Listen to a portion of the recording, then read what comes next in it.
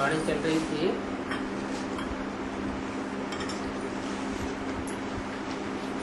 मार्च 1967। चौथा पेज, पहली लाइन। बात चल रही थी ये पढ़ाई सिर्फ 1 घंटा रोज पढ़नी है। ज्यादा टाइम पढ़ाई में नहीं लगता है, और वो दुनियावी पढ़ाई तो 8-8 घंटा रोज पढ़ते हैं। 4-5 घंटे पढ़ाई तो पढ़ी ही जाती है दुनिया में। ये तो 1 घंटा बस। सवेरे का समय ऐसा है जो कि सबको फुर्सत होती है। बाकी कोई बांधेलियां आदि हैं, सवेरे सवेरे उनको नहीं आने देते हैं,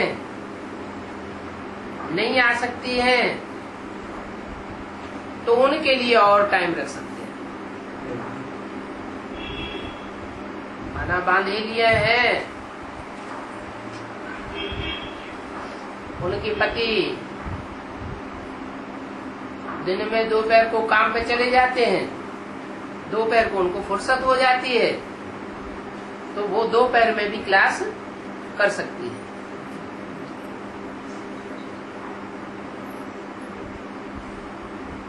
बैज लगा हुआ हो,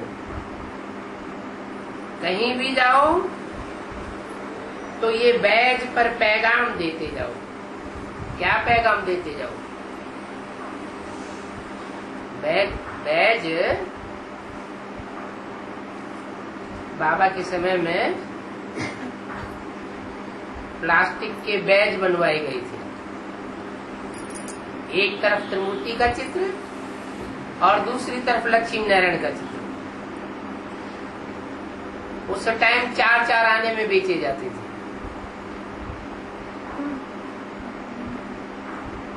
अभी तो दूसरे तरीके के बैज बनने लग पड़े हैं। तो बताया ये बैज जेब में पड़ा हुआ हो।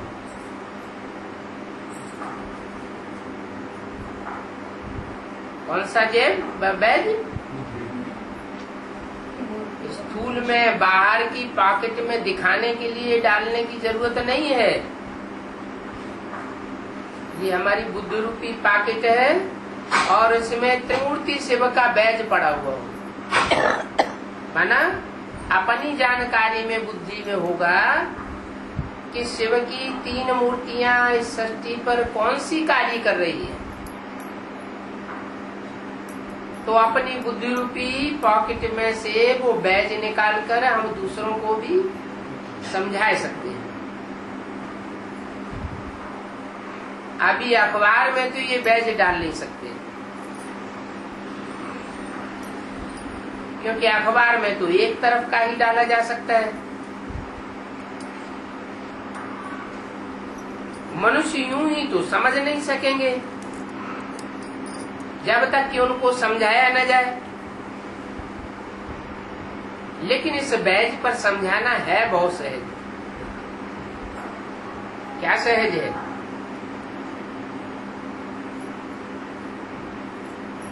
ये है त्रिमूर्ति शिव बाप। 3 मूर्तियां कौन कौन सी?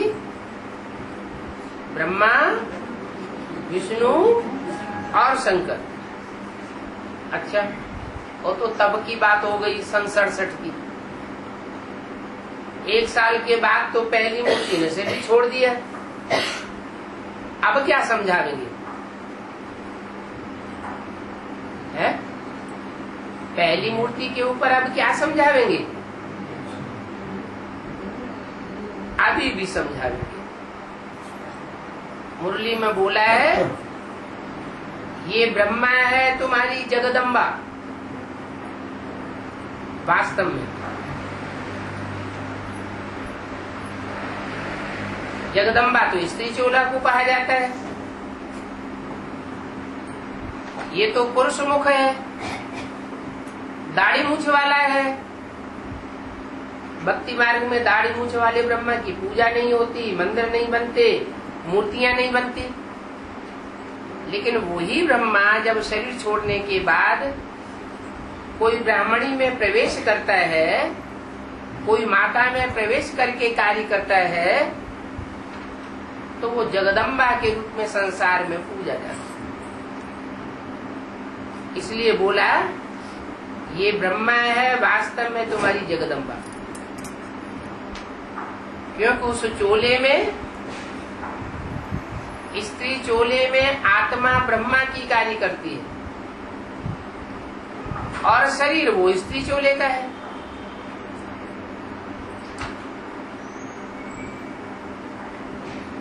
तो बहुत समझाना सहज है, कठिनाई की कोई बात नहीं है। ये धंधा तो कोई भी कर सकते हैं कि ब्रह्मा कौन है। जिसे ब्रह्मा के द्वारा मुरली में बोला है स्वर्ग के गेट खुलेंगे। मुझने की बात नहीं है कि ब्रह्मा ने तो शरीर छोड़ दिया, अब गेट कैसे खुलेंगे। नहीं, ब्रह्मा कोई एक का नाम नहीं गाया हुआ है। ब्रह्मा के तो 5 मुख दिखाई जाते हैं।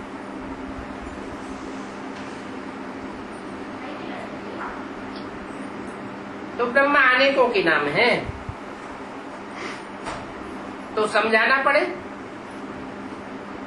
कि ब्रह्मा का आदि रूप वही माता का था, जिसमें प्रवेश करके सुनने सुनाने का भक्ति मार्ग का फाउंडेशन डाला गया। वही माता शरीर छोड़ने के बाद फिर अंत में एडवांस पार्टी में जगदम्बा के रूप में प्रत्यक्ष होती है जगत पिता के साथ। तो जगत पिता भक्ति मार्ग में शंकर को कहा जाता है। जगतम पितरम वंदे पार्वती परमेश्वरो। परमेश्वर का जो रूप है वो प्रैक्टिकल रूप शंकर का है। 33 करोड़ देवताएं हैं। उन 33 करोड़ देवताओं में से एक ही ऐसा देवता है जिसका नाम शिव के साथ जोड़ा जाता है। शिव शंकर भोलेनाथ कहते हैं।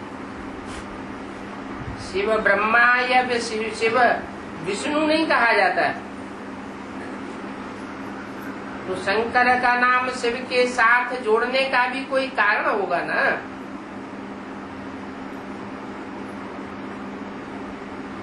तैंतीस करोड़ देवताओं में से एक ही देव आत्मा बनने वाली ऐसी आत्मा है जो बाप समान पुरुषार्थ कर लेती है। बाप जैसे निराकारी है, निर्विकारी है, निरहंकारी है, सुप्रीम सोल बाप, ऐसे ही वो मनुष्य आत्मा जो इस सारी मनुष्य सृष्टि का बीज है, पिता है, वो भी बेहद का बाप है। जैसे बिंदु बिंदु आत्माओं का बाप शिव ज्योति बिंदु, वो भी बेहद का है। तो समान रूप धारण कर लेते थोड़े समय के लिए। नई सृष्टि की जब तक रचना हो तब तक के लिए।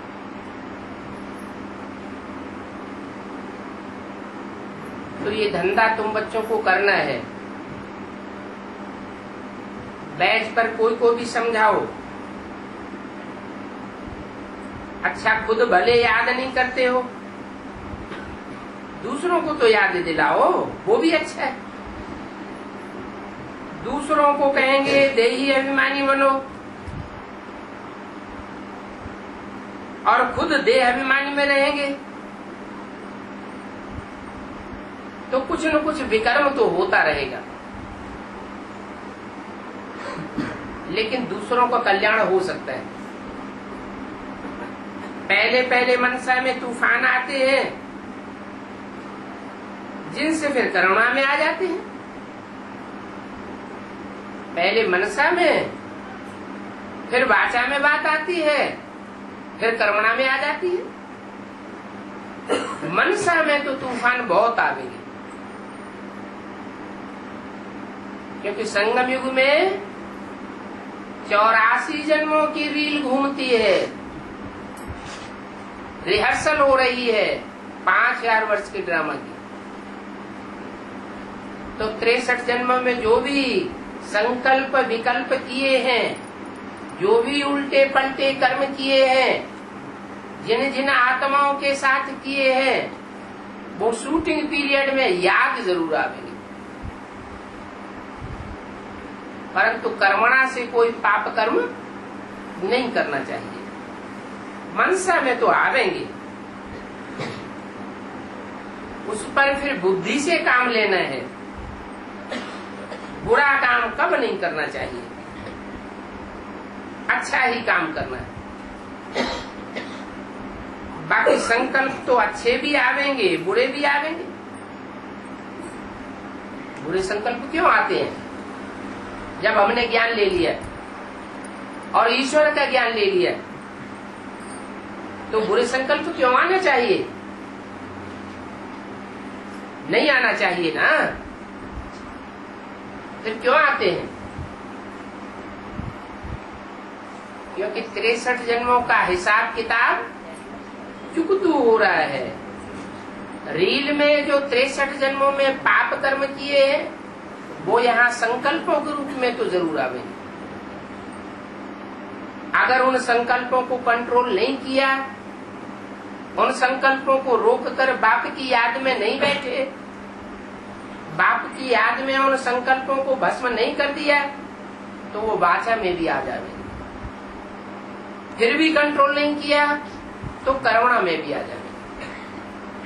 अगर कर्मणा में आ जाते हैं तो फिर 100 गुना पाप का बोझा पड़ जाता है।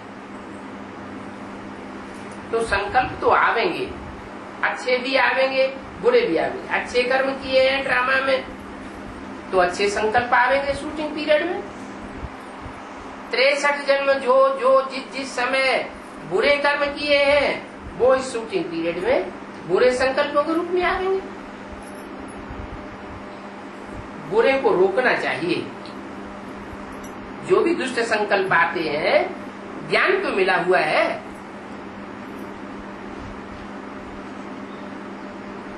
इस संकल्प से बाबा खुश होगा और इस संकल्प को करने से बाबा ना खुश हो जाएगा। हमें तो मनमना भव बनना है।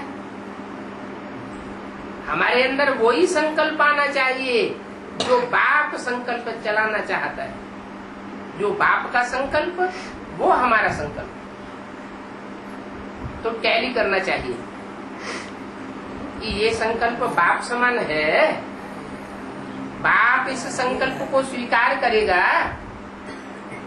बाप की श्रीमत के अनुकूल है।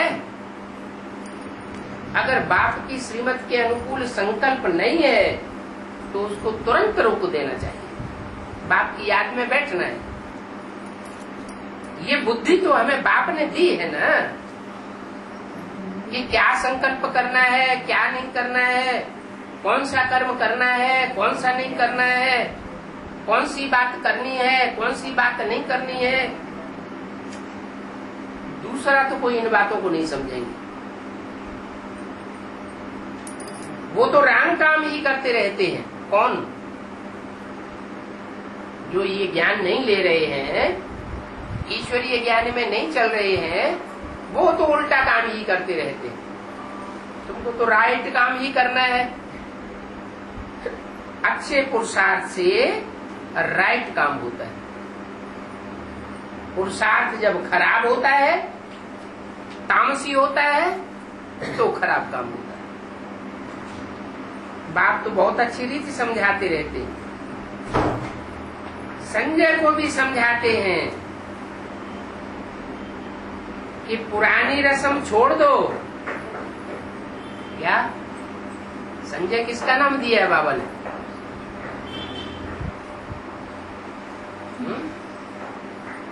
किसी को नहीं मालूम? जगदीश भाई का नाम दिया था। जगदीश भाई जो बहुत लिटरेचर बनाता था, छपाता था, उसका नाम दिया संजय। तो संजय को भी समझाते रहते हैं कि पुरानी रस्म छोड़ दो। जरूर कोई पुरानी रस्म अपनाते होंगे क्या? उन्होंने क्या पुरानी रस्म अपनाई है? हाँ, मनमत के आधार पर ढेर सारी पुस्तकें छपाई दी।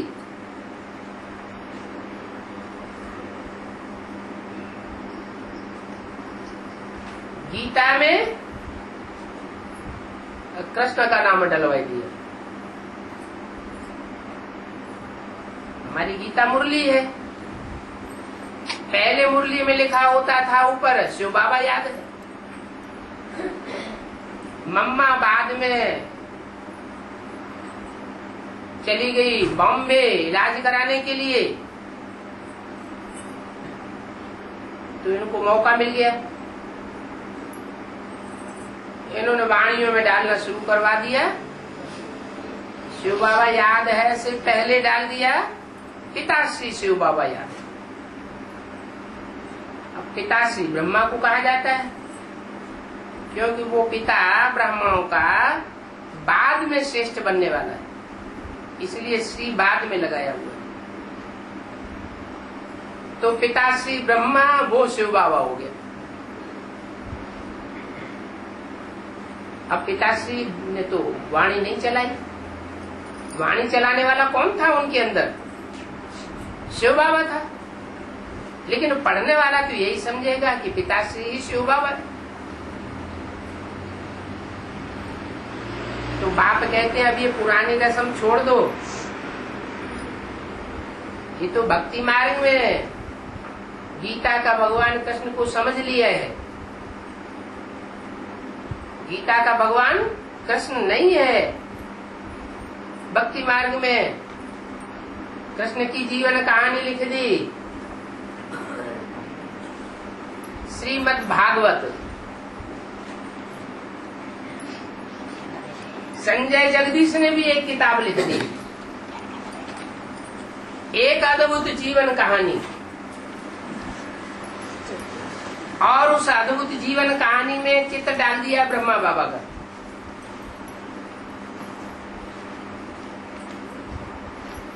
भक्ति मार्ग की जो कृष्ण की कहानी लिखी है शास्त्रों में, उसका नाम दिया है श्रीमद् भागवत। उसमें एक अध्याय है 16,000 गोपियां कैसे कृष्ण के पीछे भागी। उस अध्याय के आधार पर उसका नाम रख दिया भागवत।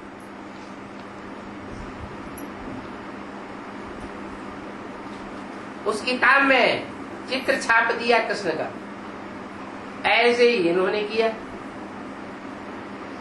पुस्तक बनाई दी एक अद्भुत जीवन कहानी। और उस अद्भुत जीवन कहानी में जो अद्भुत कर्म थे, 300-400 कन्याओं माताओं को ईश्वरीय ज्ञान में भगाने के, वो कर्म किसके थे? दादा लेखराज उर्फ कृष्ण वाली आत्मा के थे या शिव बाबा के थे? शिव बाबा ने उनको आकर्षित किया, कोई बूढ़े व्यक्ति ने आकर्षित नहीं किया।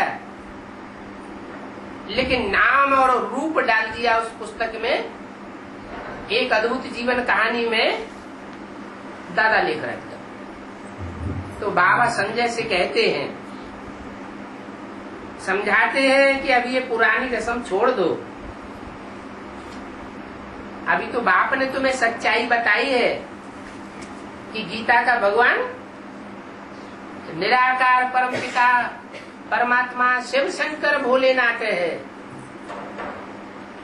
तुमको भी इस ज्ञान का तंत्र समझाने वाला यज्ञ के आदि में वो ही था, अभी तुम भूल गए।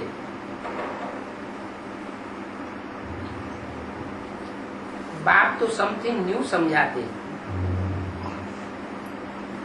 अभी सच्ची गीता निकालनी चाहिए क्या? संजय ने जो गीता लिखी थी वो तो झूठी गीता हो गई,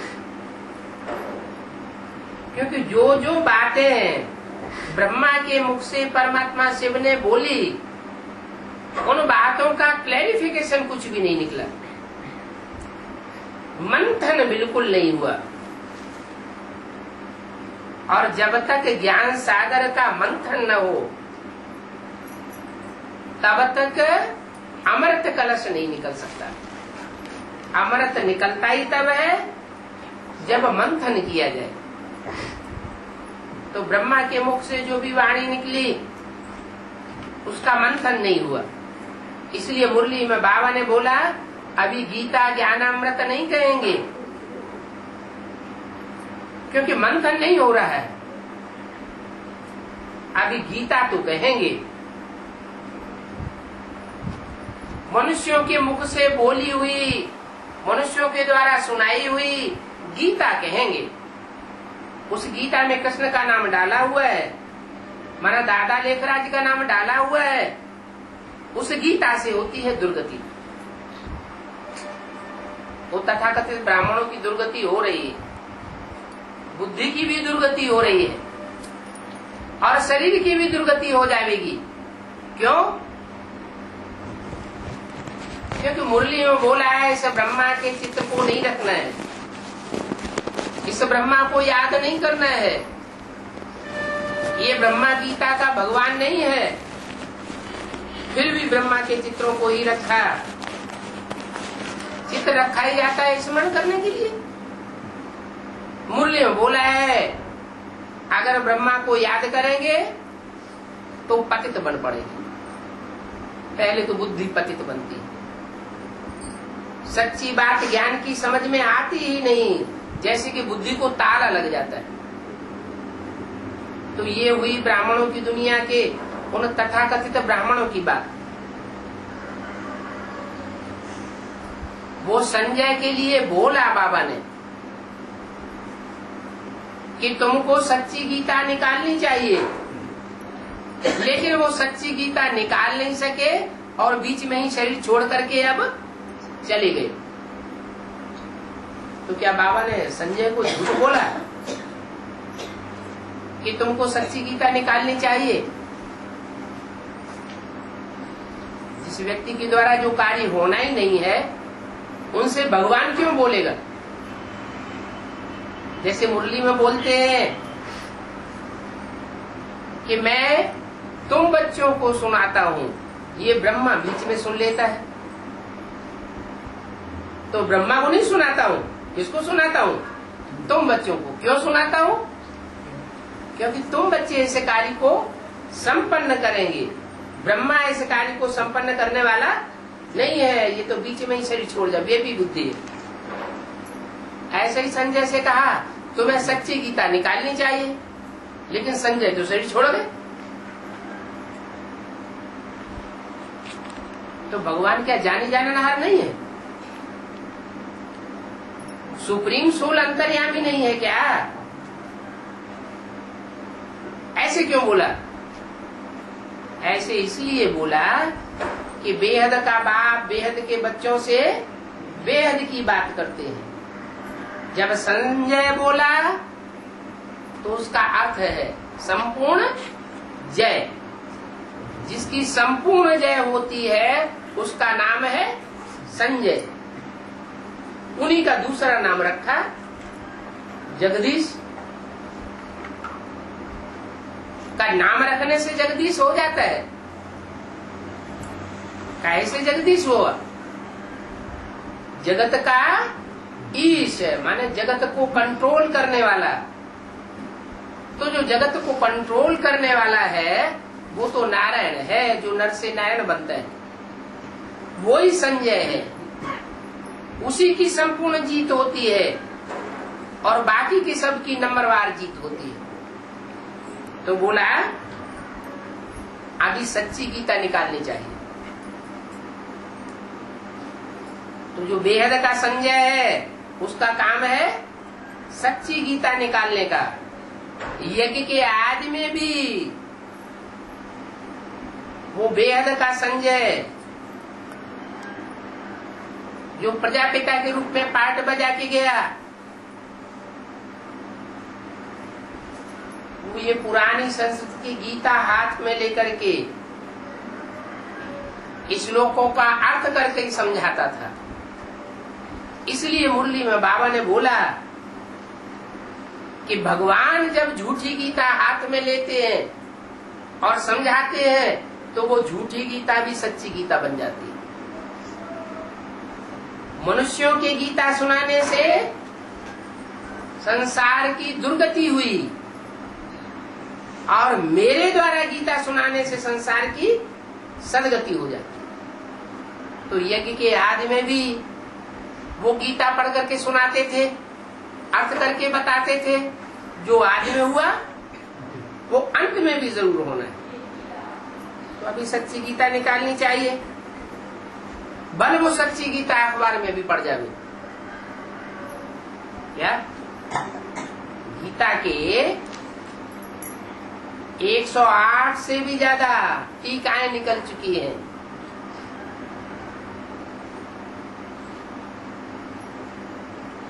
और एक एक टीका, एक एक गीता की व्याख्या दूसरी गीता की व्याख्या से बिल्कुल भिन्न है। माध्वाचार्य की गीता ये अर्थ निकालती है कि आत्माएं अनेक हैं और परमात्मा एक है, और शंकराचार्य की गीता ये अर्थ निकालती है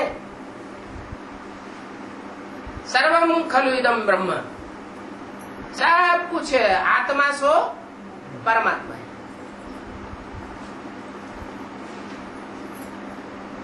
अहम ब्रह्मास्मि शिवो अहम, परमात्मा ही परमात्मा है। तो कितना अंतर हो गया। तो बाप कहते हैं झूठी गीता से दुर्गति, क्योंकि कृष्ण भगवान वाचे। यज्ञ के आदि में जो कराची में स्वर्गीय संगठन तैयार हुआ था नमूने के रूप में, वो सच्ची गीता से तैयार हुआ था या झूठी गीता से तैयार हुआ था? सैंपल तैयार हुआ था। कराची में सागर के कंठे पर एक बंगला था। उस बंगले में 300-400 कन्याएं माताएं रही पड़ी थी। सन 47 की बात है। हिंदुस्तान पाकिस्तान में खून की नदियां बह रही थी, बंटवारा हो रहा था, और वो बंगले के अंदर 300-400 लोग आराम से रहे पड़े। नरक की दुनिया के बीच स्वर्ग का नजारा अनुभव कर रहे थे। तो वो स्वर्ग की स्थापना कौन सी गीता से हुई उस समय? जो सच्ची गीता भगवान अपने हाथ में लेकर के सुनाते थे, अर्थ करके बताते थे, उन अर्थों से सच्ची दुनिया की स्थापना सैंपल के रूप में हुई। अब चूंकि पूरा ज्ञान तो वहां क्लियर हुआ नहीं था, थोड़ी थोड़ी बातें क्लियर हुई थी। अभी तो ज्ञान का पूरा डोज मिल चुका है। अभी वही गीता के क्लियर अर्थ निकल सकते हैं। जब मनुष्य गुरु गीता के इतने अर्थ निकाल सकते हैं, तो ईश्वरीय ज्ञान के अनुसार गीता के अर्थ नहीं निकल सकते क्या? वो टीका नहीं बन सकती क्या? बन सकती है, लेकिन वो भगवान का ही काम है, कोई मनुष्य मात्र का काम नहीं है। तो झूठी गीता से दुर्गति, क्योंकि कृष्ण भगवान वाच लगा हुआ है। और सच्ची गीता से सदगति। क्यों? क्या कारण है? क्योंकि शिव भगवान वाच लगा हुआ है। यज्ञ के आदि में भी जो गीता के अर्थ सुनाए जाते थे प्रजापिता के द्वारा, त्यू के द्वारा,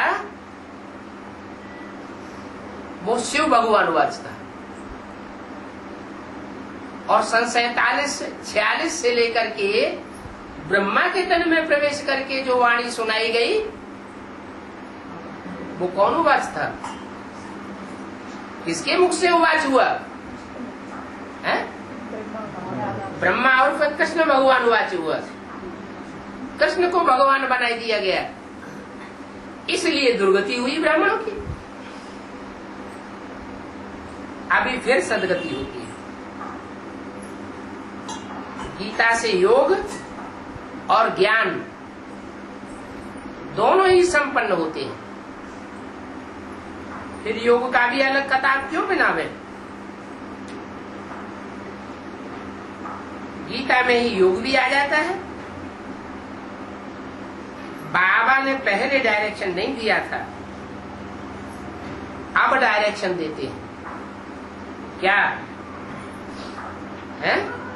क्या डायरेक्शन देते हैं कि अब सच्ची गीता निकालनी चाहिए। दुनिया वालों ने जो गीता निकाली मनुष्य गुरुओं ने, वो तो झूठी गीता हुई, लेकिन ब्राह्मणों की दुनिया में भी झूठी गीता हुई, क्योंकि उसका अर्थ नहीं किसकी बुद्धि में बैठा। अभी अर्थ सहित बाप एक एक वाक्य का हिज्जे हिज्जे करके समझाते हैं कि सच्ची गीता से कैसे सदगति होती है। अभी दिन प्रतिदिन नए नए डायरेक्शंस, नए नए पॉइंट्स निकलते रहते हैं। और मनुष्यों की गीता तो फिनिश की हुई है, ये गीता तो फिनिश नहीं होती। तब तक नहीं फिनिश होगी, तब तक सुनते रहेंगे, जब तक देहवान में जीते रहेंगे तब तक पीते रहेंगे। ओम शांति। ये 3 मार्च 67 का प्रातः क्लास का रहा हुआ पॉइंट्स। अभी भक्ति मार्ग खलास होता है, ज्ञान मार्ग शुरू होता है। भक्ति मार्ग की शुरुआत करता है रावण, और ज्ञान मार्ग की शुरुआत करता है एक राम बाप।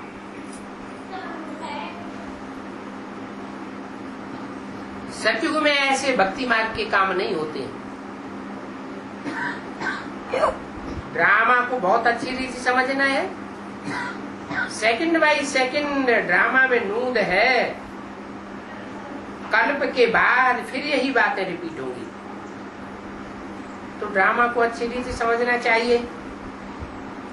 अच्छा, कोई जास्ती याद नहीं कर सकते हैं तो बाप कहते हैं आलफ और बे,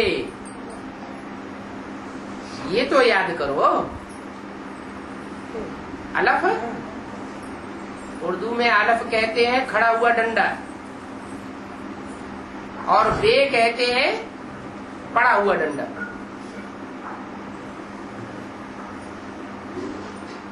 माना 2 आत्माएं हैं। अलफ माना अल्लाह, ऊंच ते ऊंच, वो कभी गिरता नहीं है, पतित नहीं होता, और पतित हो जाते हैं। जो भी मनुष्य आत्माएं सब पतित बन जाती है। रामकृष्ण की आत्माएं भी पतित बन जाती है। उनमें मुख्य सबसे जास्ती पतित कौन बनता है? राम बलिया। तो बे हो गया पड़ा हुआ डंडा। जो सबसे जास्ती पतित बनता है उसमें वो एवर प्योर सुप्रीम सोल प्रवेश करता है तो वो विश्व का बादशाह बन जाता है। कैसे बन जाता है? वो सुप्रीम सोल प्रवेश करता है तो वो अलिफ अल्लाह का पार्ट बजाने लग पड़ता है। अल्लाह माने सबसे ऊंचा, ऊंचा और नीचा परमधाम में होता है या इस सृष्टि पर होता है? इस सृष्टि की बात है। तो जरूर इस सृष्टि पर कोई ने अल्लाह माने ऊंचे ते ऊंचे का पार्ट बजाया होगा, जिसके द्वारा वो पार्ट बजाया जाता है उसको कहते हैं कि वो अल्लाह अव्वल दीन की स्थापना करने वाला है। फिर कहानियां बना दी है, अल्लाह अव्वल दीन की कथा। दीन माना धर्म, वो अव्वल नंबर धर्म स्थापन करता है। और भी धर्म पिता इस सृष्टि पर आते हैं, वो नंबरवार दूसरा तीसरा चौथा धर्म स्थापन करते हैं। उनके धर्म में धर्म स्थापना के कार्य से स्वर्ग स्थापन नहीं होता और ये दुनिया नरक बनती जाती है।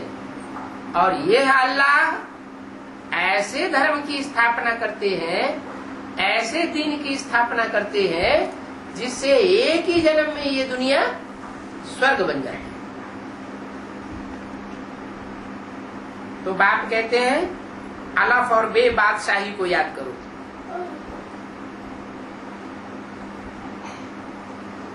अलफ माने सुप्रीम सोल जो कभी गिरता ही नहीं। इस श्लोकों में गाया हुआ अच्युतम केशवम, वो अच्युत है। च्युत माने गिरने वाला, आ माने नहीं, वो कभी नीचे नहीं गिरता। माना जिसमें भी प्रवेश करता है, जिस मुकर्रर रथ में, उसके नीचे गिरने का सवाल नहीं है। अंदर में धुन लगा दो। हम आत्मा कैसे 84 जन्मों का चक लगा करके आती। हम पहले देवता थे, फिर क्षत्रिय बने। तो ये चित्रों पर बैठ करके समझाओ कि कैसे सतयुग में हम देवता थे, त्रेता में क्षत्रिय बने, द्वापर में वैश्य बने, विषयस बन गए, और कलयुग में शूद्र बन गए। बहुत आसान है ये समझाना। ये है रूहानी बच्चों की रूढ़ियान। बात रूढ़ियान करते हैं बच्चों से। कौन से बच्चों से? जिस्मानी बच्चों से।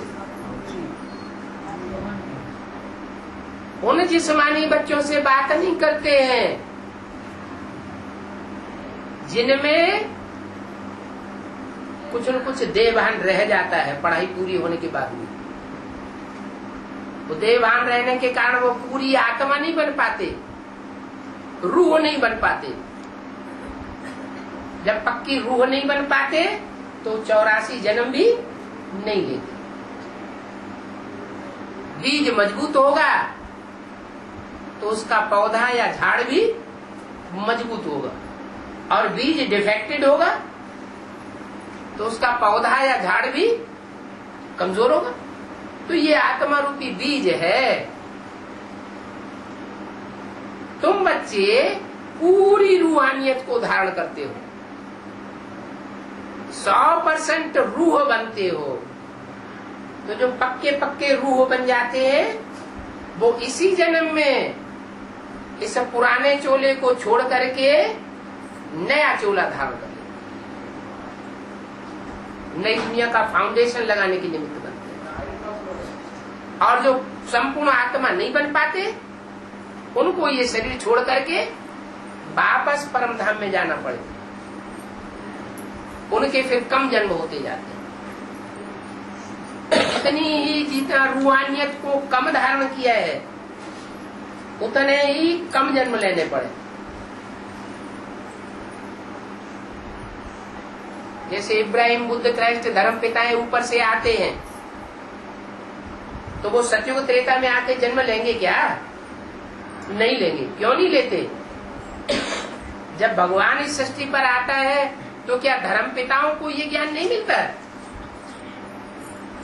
मिलता तो है, लेकिन सन्मुख आकर ये ज्ञान नहीं ले पाते, क्योंकि उस समय दुनिया में विनाश शुरू हो जाता है। सन्मुख आकर तुम बच्चे ज्ञान लेते, क्योंकि मैं रूहानी बच्चों से बात करता हूँ। जो रूहानियत की स्टेज को धारण करने वाले बच्चे हैं, रूह की स्टेज में टिकने वाले बच्चे हैं, मैं उनसे ही बात करता हूँ। देह अभिमानियों से बात नहीं करता हूँ। और कोई से बात नहीं कर सकते। बाप कहते हैं इसलिए अपन को आत्मा समझो, इसलिए है कि बाप से अगर बातचीत करनी है, बाप से अगर मिलना है, बाप के संग के रंग में आना है, जन्म जन्मांतर बाप की शक्ति को धारण करना है, तो क्या करना है? अपन को आत्मा समझो। आत्मा ही सब कुछ करती है। बाप याद दिलाते हैं,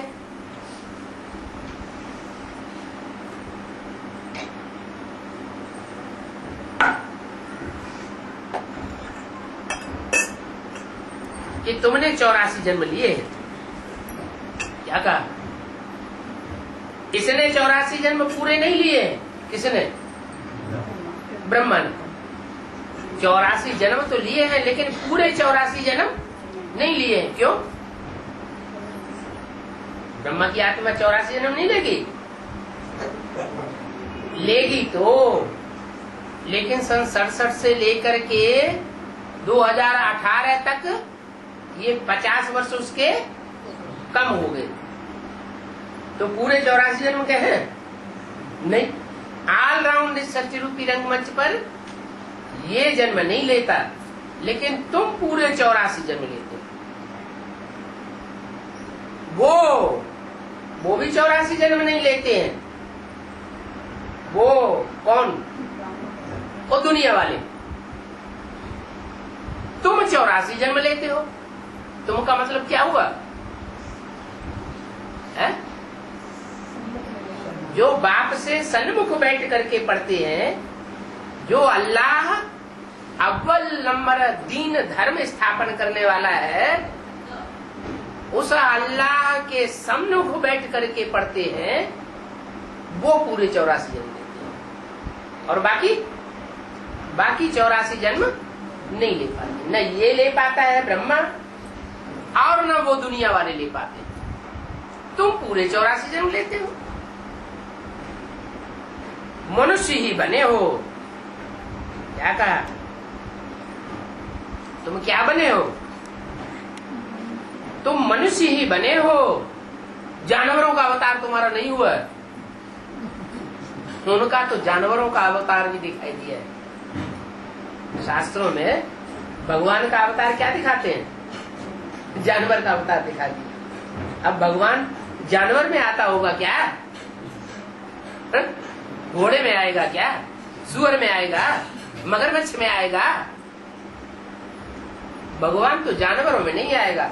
जानवरों को आके जानवरों को पढ़ाएगा तो क्या जानवरों को पहले सुधारेगा? नहीं। भगवान तो उनमें प्रवेश करता है जो मनन चिंतन मंथन करने वाले मनुष्य हैं, मनु की औलाद हैं। मनु माने ब्रह्मा। क्या? 3 देवताएं हैं ना, उनमें एक मन है, एक बुद्धि है, कौन? शंकर। और एक संस्कार शक्ति है, कौन? विष्णु। तो मन कौन है? मनुआ कौन है? ब्रह्मा। तो तुम ब्रह्मा की प्रैक्टिकल में औलाद हो।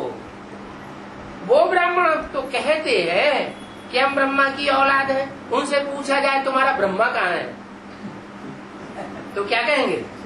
वो सूक्ष्म तन का। अरे तुम यहाँ कहाँ से टपक पड़े? तुम्हारा ब्रह्मा सूक्ष्म वतन में है, तो तुम यहाँ कहां से आ गए? बाप कहते हैं वो झूठे ब्राह्मण है और तुम प्रैक्टिकल में सच्चे ब्राह्मण हो। सच्चे ब्राह्मण सचखंड की स्थापना करते हैं और झूठे ब्राह्मण झूठ खंड की स्थापना करते हैं। वो झूठ के ऊपर झूठ बोलते जाते हैं और तुम सच के ऊपर सच्ची बात बताते जाते हो। तो तुम मनुष्य ही बने हो, तुम कभी जानवर नहीं बने हो। जानवर माना जो कोई काम करने से पहले सोचता नहीं है, मन का उपयोग नहीं करता, मनन चिंतन नहीं करता, उसको कहते हैं जानवर। जानवरों की तरह आचरण करने वाला, दुख देने वाला। जानवर को आवेग आवेगा काम का, क्रोध का, तो वो सोचेगा क्या? जानवर तो कर बैठता है, तो दूसरे को दुख होगा ना। तो बाप कहते हैं तुम मनुष्य ही बने हो, तुम कभी जानवर नहीं बने। माने तुमने संगम युग में भी श्रीमत का फॉलो किया है, और जो यहाँ श्रीमत को फॉलो करते हैं उनमें संस्कार पड़ जाते हैं श्रीमत पर चलने के। तो तुम 84 जन्मों में तुम जितना श्रीमत पर चलते हो उतना और कोई धर्म वाले श्रीमत पर नहीं चलते। तुम कोई घोड़ा गधा नहीं बने हो। क्या घोड़ा क्या करता है? युद्ध के मैदान में घोड़ा जल्दी से आगे निकल जाता है और फिर जल्दी से पीछे भी आ जाता है। सारे युद्ध के मैदान को घोड़ा कवर कर लेता है। हाथी आगे ही बढ़ता जाता है, वो जल्दी मुड़ नहीं सकता। यहाँ भी पुरुषार्थी है, कोई घोड़े जैसे पुरुषार्थी है, कोई हाथी जैसे पुरुषार्थी है, महारथी, कोई पैदल है। तो बाप कहते हैं तुम कोई हाथी घोड़ा नहीं बनते हो, तुम क्या बनते हो? तुम तो महावीर की औलाद हो। महावीर की औलाद, बच्चे भी क्या होंगे? महावीर, और महावीर नहीं होंगे। जैसे बाप ऑर्डिनेंस निकालते हैं कि विकार में नहीं जाना है, वैसे यह भी ऑर्डिनेंस निकालते हैं क्या? कि किसी को रोना नहीं है। बाप रोने वाले बच्चों को पसंद नहीं करते। रोना अर्थात खोना। जो रोने वाले हैं वो कमजोर आत्माएं हैं। बाप के सूर्यवंशी बच्चे रोने वाले नहीं हो सकते, कब भी रोना नहीं है। सतयुग त्रेता में कब कोई देवताएं रोते हैं क्या? तुम तो सतयुग में देवता बनने वाले हो ना। छोटे बच्चे भी नहीं रोते हैं, रोने का हुक्म ही नहीं है।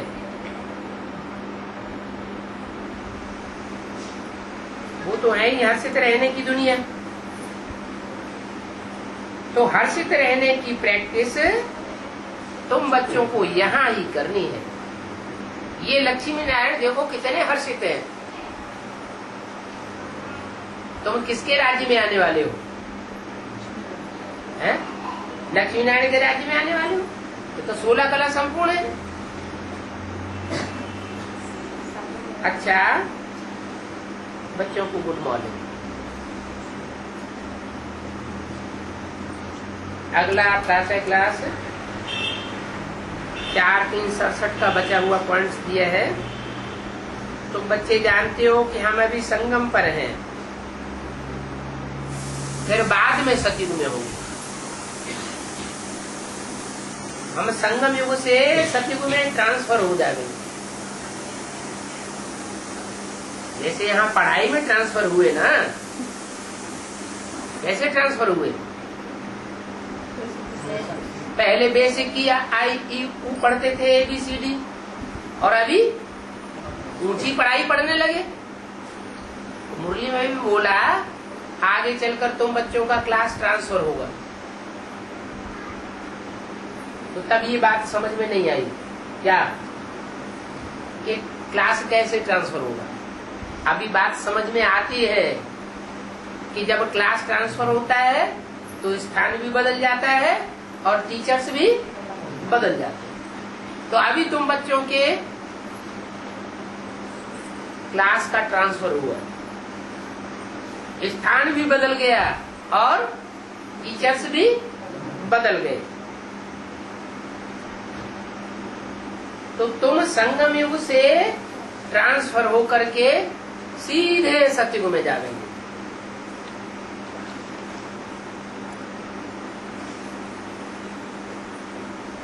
इसका ट्रांसफर नहीं होता क्लास, किसका है? अरे इसका जिसको कहते ब्रह्मा बाबा, उनका क्लास ट्रांसफर हुआ है? वो तो शरीर छोड़ दिया, तो क्लास ट्रांसफर का हुआ। जब इसका क्लास ही ट्रांसफर नहीं हुआ तो इसको जो फॉलो करने वाले हैं उनका ट्रांसफर होता है क्या? जो इसको फॉलो करेंगे उनकी भी वही गति होगी जो इसकी गति हुई। ब्रह्मा का 8 फेल हुआ तो ब्रह्मा को याद करने वाले भी 8 फेल होकर के शरीर छोड़ते जाते हैं अकाले मृत्यु में। तुम सतयुग में ट्रांसफर हो जाएंगे, जीते जी ट्रांसफर हो जाएंगे। संगम युग से सतयुग में ट्रांसफर हो जाएंगे। पुरानी दुनिया का विनाश तो सामने खड़ा है। पुरानी दुनिया का विनाश होगा लेकिन तुम्हारे पुरुषार्थ का विनाश नहीं होगा। दुनिया का विनाश होगा, फिर हम जाकर के नई दुनिया में अपना राज्य करेंगे।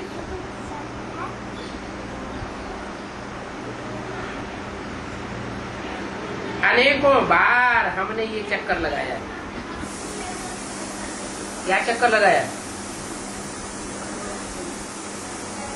कलयुग से संगम में आए, संगम से सतयुग में, सतयुग से त्रेता, द्वापर, कलयुग, फिर संगम, फिर सतयुग। ये चक्कर हम बार बार लगाते आए हैं। ये बेहद का ड्रामा है। अब बाप कहते हैं कि मुझे याद करो तो ही तुम्हारे पाप कर्म भस्म होंगे। इसे याद करो है? नहीं, कौन कहते हैं? बाप कहते हैं। माने ब्रह्मा के द्वारा बाप के रूप में नहीं आया, उसको याद करने की बात नहीं है। अगर उसको याद करने की बात होती तो ब्रह्मा का चित्र रखने के लिए ही मना क्यों करते? वो ब्रह्मा का रूप पतित पावन बाप का रूप नहीं है, इसलिए बोला। अभी बाप कहते हैं कि मुझे याद करो। मुझे याद करो माना बाप के उस स्वरूप को याद करो जो एवर प्योरिटी का पार्ट बजाने वाला है। देवताएं होते हैं प्योर, भगवान होता है एवर प्योर, और राक्षस होते हैं इम्प्योर, मनुष्य होते हैं इम्प्योर। तो तुम भगवान बाप के बच्चे बने।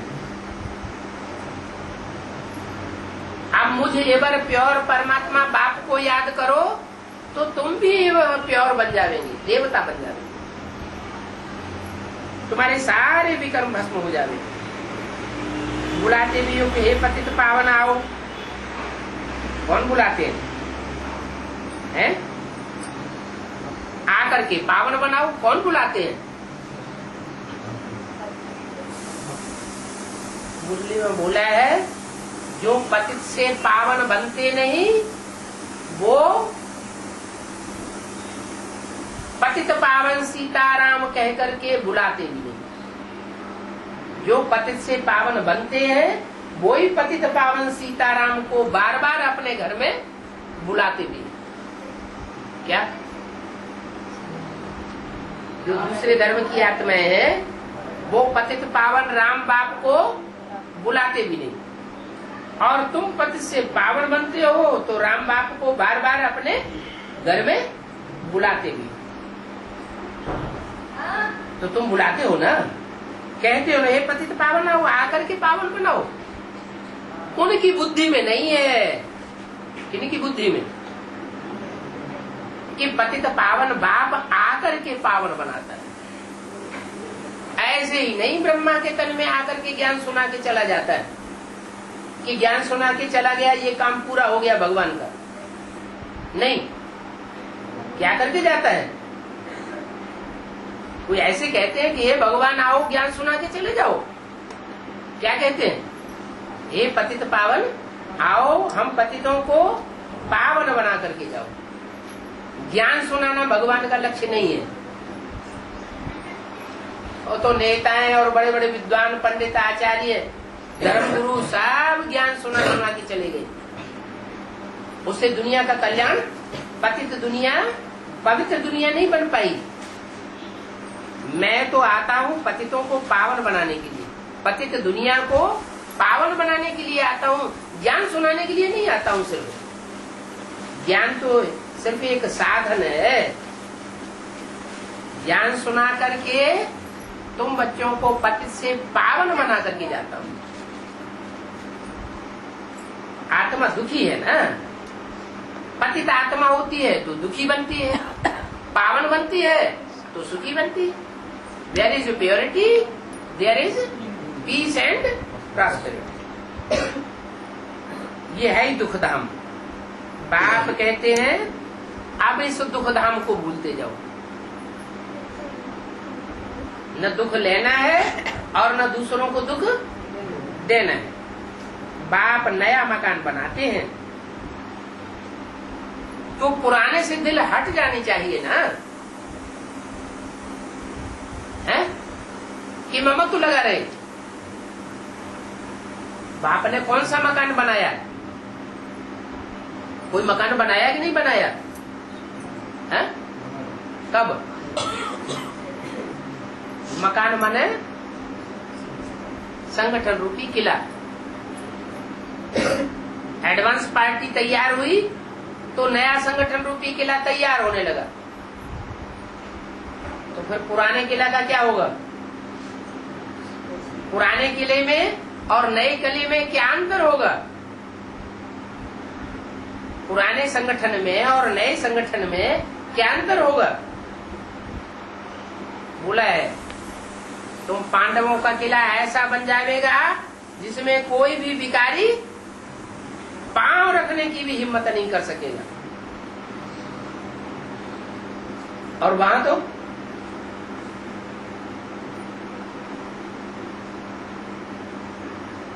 वहां क्या है? वहां क्या होता है और यहाँ क्या होता है? वहां कोई भी कलेक्टर है, मिनिस्टर है, बड़े बड़े लोग हैं, बड़े भिखारी बनते रहे, लेकिन उनको निमंत्रण दे करके वहां बुला लिया जाता है, संगठन में पहुंच जाते हैं।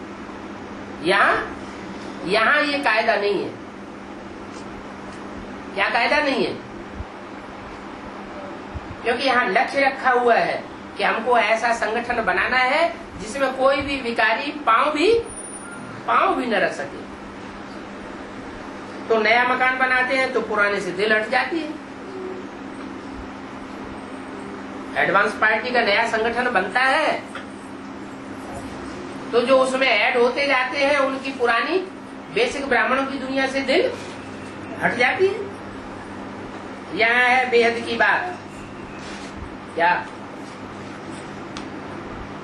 ये स्थूल मकान की बात नहीं है, ये बेहद के संगठन रूपी मकान की बात है। बेहद की बात अभी स्थापना हो रही है। जरूर पुरानी दुनिया का विनाश होगा। क्या अभी यहाँ पुरानी दुनिया कौन सी हुई और नई दुनिया कौन सी हुई? जिसके लिए पहले ही घोषणा की गई थी सन 66 में मुरली में ज्ञानामृत पत्रिका में सरकार को मेमोरेंडम दिया गया। जो बड़े बड़े 4 चित्र पुराने छपे हुए उनमें भी बोला गया 10 वर्ष में पुरानी दुनिया खलास होगी, नई दुनिया स्थापन हो जाती। तो हुई या नहीं हुई? होना तो शुरू तभी से हो गई, लेकिन बुद्धि के अंदर हुई। अभी प्रैक्टिकल में भी ये पुरानी दुनिया, जो ब्राह्मणों की पुरानी दुनिया है, वो खलास हो जाएगी और नई दुनिया स्थापन हो जाएगी।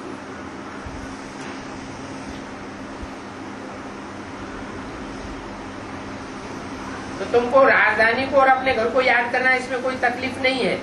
कहीं भी जाओ, बुद्धि में बाप को और वर्षे को याद करो। इसमें ममत्व तो तोड़ दो, मुझ मासूक को याद करो। तो तुम आधा कल्प के आशिक हो ना, तो याद तो करते आए हो। अभी मैं आया हूँ तो आप सब बाकी देहधारियों को छोड़ मुझे एक बाप को याद करो, तो तुम सतो प्रधान बन जाओगे। 84 जन्मों की सीढ़ी अभी तक तो उतरते आए हो ना, अब इसे एक जन्म में तुम्हारी चढ़ती कला होनी है। तो देहधारियों की याद बंद करो, मुझे एक बाप को याद करो। ओम शांति।